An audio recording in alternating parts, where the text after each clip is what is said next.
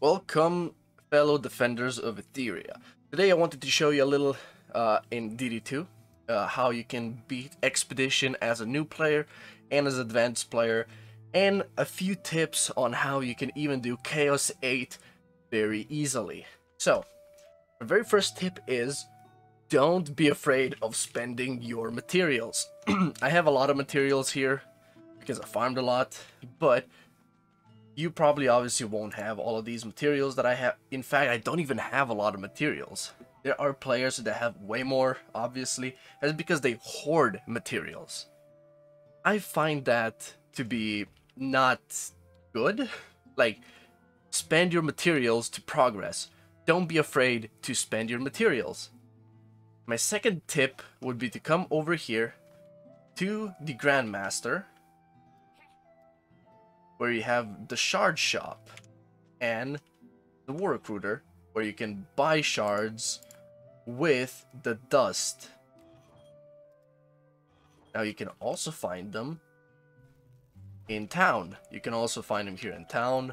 You go next to the war table, go to the left, you see the pet shop, you see the pirates. You go inside, and to the right you have your Grandmaster and the War Recruiter. The very first shard that I would recommend you to get is from Chaos 4 defense rate down here. Now, why? Because maxing out your defense rate is the most important factor in being able to beat games. Aside from having elemental combos, which I'm gonna go into later. Maxing out defense rate will let you go through Chaos 1 through Chaos 4 easily. Once you reach Chaos 4, I highly recommend you stop whatever you're doing, farm for a lot of Chaos 4 rates. Like, I would honestly recommend, if you're stuck, Chaos 1, Chaos 2, if you have 1,000 Defender medals, get a defense rate, slap it on, I don't know, Flame Aura, Explosive Trap,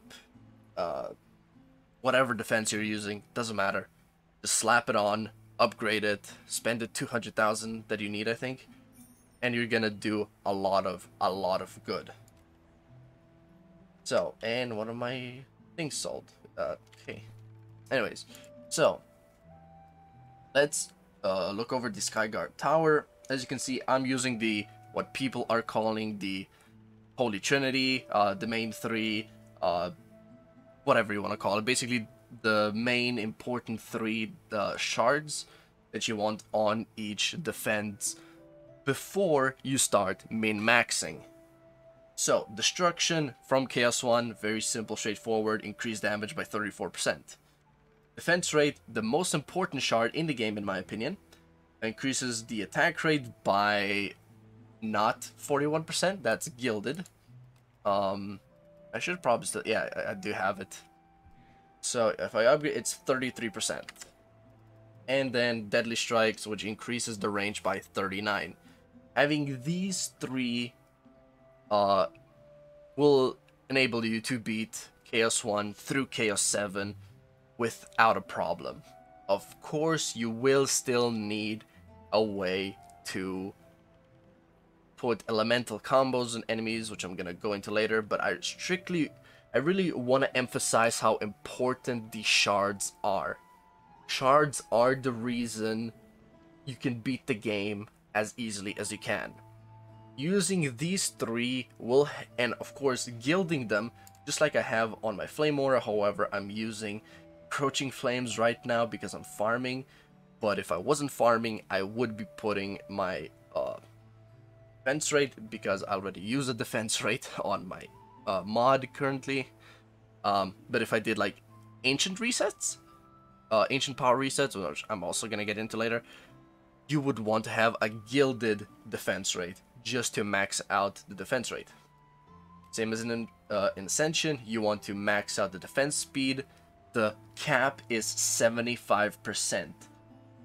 So, usually you wouldn't reach the 75% with just the 33% and the 35% from Ascension. So you need to gild it or get a random defense rate mod as well, so you can reach the 75%.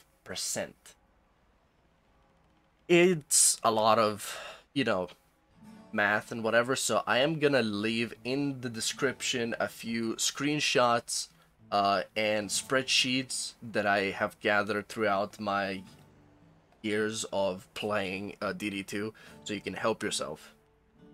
So again, shards, really important.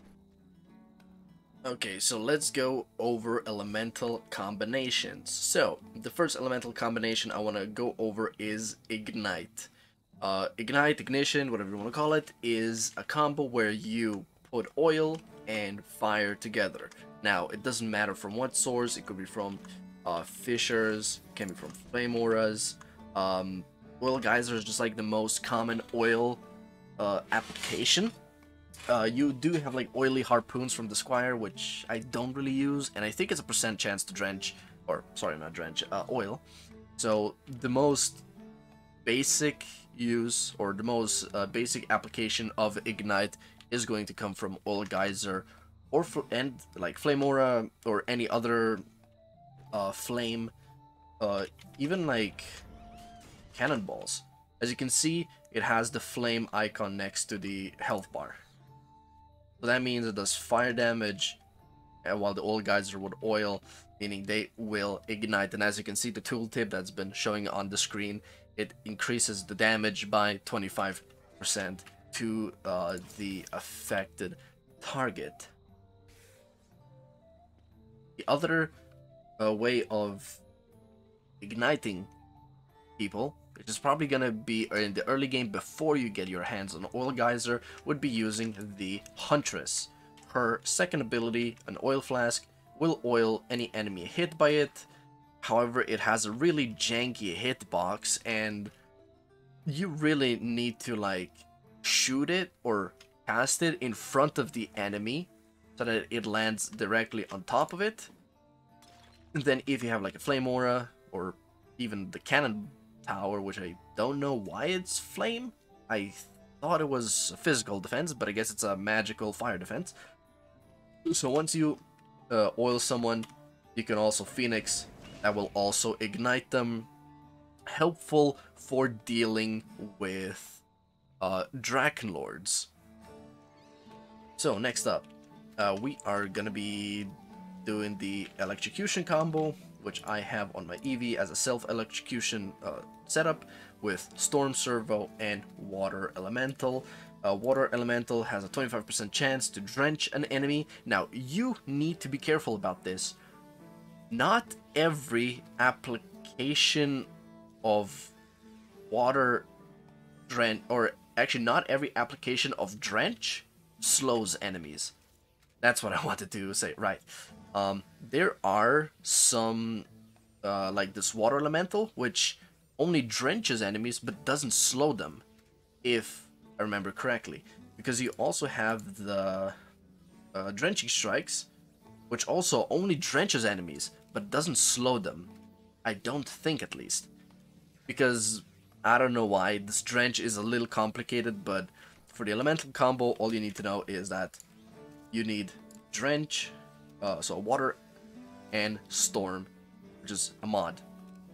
Now this will automatically stun, as you can see. I think it's like a 2-second stun, or maybe it was even, or maybe it's even like a 5-second stun, I forgot. But each additional application of the stun, subsequent stun, will reduce the duration. Another way you can also do it is some sort of electric defense and some sort of water defense.